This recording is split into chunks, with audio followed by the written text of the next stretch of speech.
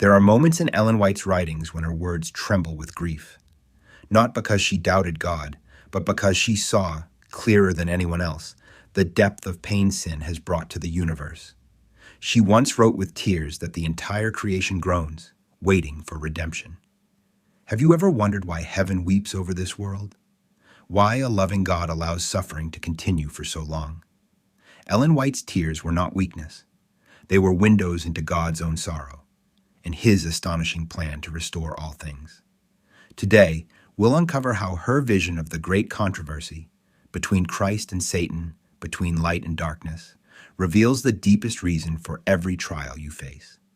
Because behind every tear is a story of redemption, and behind every pain is a God preparing His people for eternity. Ellen G.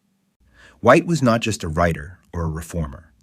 She was a prophetic voice raised in one of the most turbulent periods of Christian history, the 19th century awakening that gave birth to the Adventist movement. Through dreams and visions, she was shown scenes that connected earth's pain with heaven's plan. Visions of angels, the heavenly sanctuary, the great controversy, and Christ's final triumph. But Ellen White's mission was never about predicting dates or satisfying curiosity. It was about calling the world to holiness and truth, a truth that Satan has worked tirelessly to distort. In her book, The Great Controversy, she warned, "Before the final visitation of God's judgments upon the earth, there will be among the people of the Lord such a revival of primitive godliness as has not been witnessed since apostolic times." But the enemy of souls desires to hinder this work. This is the point where many hearts are misled, because not every revival comes from the Holy Spirit. Some are fueled by emotion, noise, and deception, glittering with excitement but empty of obedience and repentance.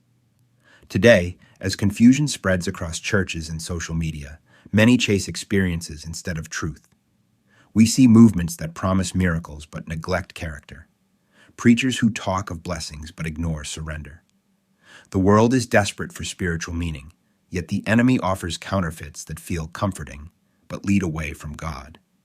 Ellen White's tears spoke to this tragedy, the blindness of souls who think they are walking with God, but are actually being drawn toward destruction. That's why this message matters. Because understanding her sorrow helps us see God's own heart, a heart that longs to redeem, not destroy, to awaken His people before it's too late. Ellen White saw both, the outpouring of the genuine Holy Spirit and the counterfeit that would come first.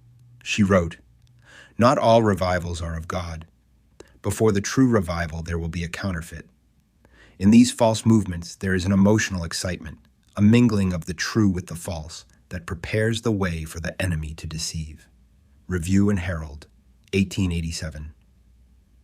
She described scenes where people sang and shouted, where great energy filled the air, yet the Spirit of Christ was absent. The problem wasn't passion itself, it was the source of that passion. True revival, she said, is not found in noise, but in repentance. Not in crowds, but in hearts broken for sin. Today, that prophecy unfolds before our eyes. Across the digital world, thousands gather for spiritual experiences. But how many leave changed in character? How many trade repentance for entertainment? If Ellen White were alive today, she would say with tears, "You may raise your hands in worship, but unless your life is surrendered, you are still far from the kingdom."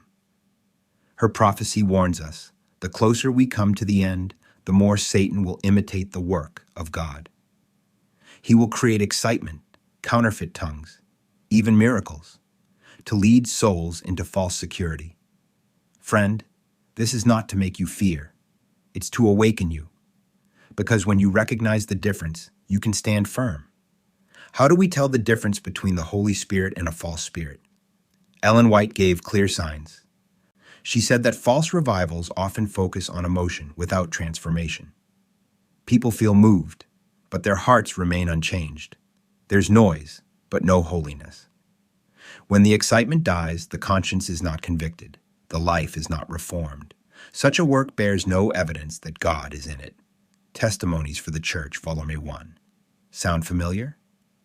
In our age of viral spirituality, people chase the next sensation, a prophecy, a vision, a word. But the Bible tells us, "By their fruits you shall know them." Matthew 7:20. Does the movement produce humility or pride? Obedience or self-glory? Love for truth or tolerance for sin? False revivals are always easier. They promise heaven without the cross, blessing without surrender. They make people feel saved without being transformed. But the true Spirit leads us to the foot of Calvary, to repentance, obedience, and a changed life. If your spiritual experience doesn't make you more patient, humble, and pure, it's not the Holy Spirit at work. This is what Ellen White saw, and why she wept. She saw millions chasing feelings while neglecting faith. She saw the church growing louder, yet colder. The danger of deception isn't just being wrong, it's being lost. When the false revival fades, people are left disillusioned. Their hearts grow cold and faith becomes a performance. Ellen White wrote, "Many will not understand until it is too late. The light that was once despised will become to them darkness." The Great Controversy, p. 603. This tragedy mirrors Israel's story. They had prophets. They saw miracles. Yet they turned away from truth and followed their emotions. When Christ himself stood before them, they could not recognize him. Friend, how many today are repeating the same mistake? How many seek excitement instead of surrender? When deception takes hold, it numbs the conscience. It makes you comfortable in sin. It blinds you to truth. But even here, God's mercy shines. He allows shaking, trials, and disappointments, not to punish, but to awaken. Sometimes when the false light fades, we finally see the true one. So if your spiritual journey feels shaken right now, if you've been hurt by empty religion, know this: God may be leading you out of illusion into truth. His goal is not to destroy, but to purify. Because he wants you ready for the real outpouring, the latter rain of his Spirit that will prepare the world for Christ's return. Ellen White gave a simple but powerful call: watch and pray. In a world overflowing with distractions, you need more than emotion. You need discernment. You need to test every spirit, measure every teaching by the Word of God. The people of God are directed to the Scriptures as their safeguard against the influence of false teachers and the delusive power of spirits of darkness. The Great Controversy, p. 593. So how do you stay awake spiritually? First, pray daily, not just to speak, but to listen. Second, study the Bible, not casually, but prayerfully. Third, stay humble. The proud heart cannot discern deception. And finally, seek transformation, not just information. The Holy Spirit will never contradict Scripture. He will always lead you to holiness, not hype. If you anchor your life in Christ, no wave of deception can sweep you away. And friend, do not be afraid. The world may tremble, but those who walk with God will stand. You are called to be part of the faithful remnant, those who follow the Lamb wherever he goes, who shine with the light of truth even when darkness surrounds them. Ellen White's tears were not tears of despair. They were tears of hope. She saw beyond the darkness. She saw the redeemed, those who overcame by the blood of the Lamb. She wrote, "The great controversy is ended. Sin and sinners are no more. The entire universe is clean. One pulse of harmony and gladness beats through the vast creation." The Great Controversy, last page. This is the destiny that moves heaven to tears, the moment when pain ends, when every wound is healed. You may feel small, unworthy, or weary, but in heaven's plan, your faithfulness matters. Every prayer, every act of obedience, every quiet surrender, they are part of the great redemption story. God is preparing a people who will reflect his love. They will stand through trials, not because they are strong, but because they have learned to trust. Friend, let Ellen White's tears remind you, the story is not over. The same God who wept over Jerusalem still weeps for this world. But soon, those tears will be wiped away forever. Hold fast. The night is almost over, and the morning is eternal. So what have we seen today?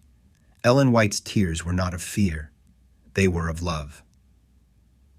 They revealed the depth of God's sorrow for a deceived world and the beauty of his plan to redeem it. She warned us, false revivals will come, deception will grow stronger. But she also promised that a true revival, born of repentance and the Holy Spirit, will prepare God's people for the final day. You are part of that preparation. Your prayer, your study, your faith, they matter more than you realize. So take a moment right now and ask God to search your heart. Ask Him to remove every deception, every pride, every false comfort. Ask Him to fill you with the genuine Spirit of Christ, a spirit that brings humility, obedience, and love for truth.